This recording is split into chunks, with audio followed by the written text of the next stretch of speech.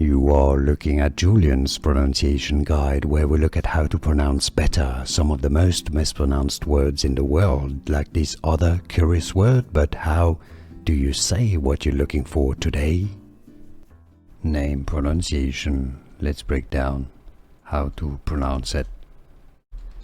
In Danish and other Norse languages, it's pronounced as Trae. In French, it's also Trae. It's French and Old English origin, meaning 3, the number 3. That's how it's said in Danish, Trae. In English, it's normally pronounced simply as Trae. Trae. How do you pronounce it yourself any differently? Let us know. Let everybody know in the comments. Here are more videos on how to pronounce more confusing words and names too many mispronounced. Like this video if you found it useful. I appreciate your support. I'll see you soon and thanks for watching.